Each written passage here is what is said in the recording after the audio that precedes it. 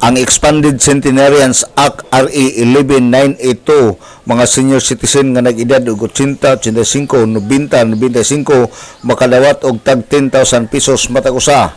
Ang maabot og 100 years makadawat og 100,000 pesos. Sa miaging adlaw Huwebes pitsa 12 ni bulan sa Marso gidawat ang tag 10,000 pesos sa 132 ka mga centenarians dinhi sa dakbayan sa Osamis. Ang 132 ka mga centenarians ning dakbayan, ang uban niini patay na busa adunay dugang nga mga requirements nga i-support sa ilang mga dokumento ang mga pamilya.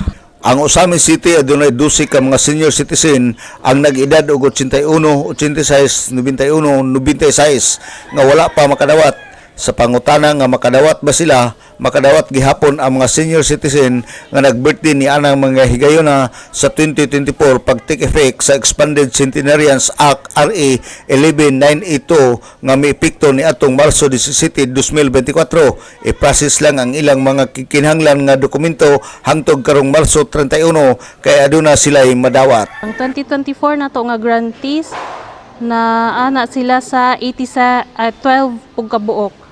12 kabuok 2024 nga grantees mo na sila katong nag-edad 80, 86, 91 ug 96. Naapoy nakakuha sa ilaha. Kuan man na sila sir, ang atong kung balaod nag-took effect atong March 17, 2024. So katong nag-fall ana nga kuan date tapos nag-birthday sila, makakuha sila sa ilahang cash gift.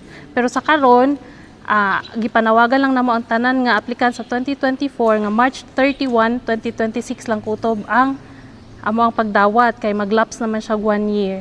1 year ang validity lang man sa ato sir. Si Ma'am Mary Grace Ugaw-Ugaw, Project Development Officer 1 sa National Commission of Senior Citizen Region 10. Alang sa DXDD Radio Kampana ang radyo sa simbahan, WD45 Dudong Bargamento, muduyog sa ika-75 nga jubileo sa simbahan sa Archdiocese sa Osamis Danag, Sarakbayan.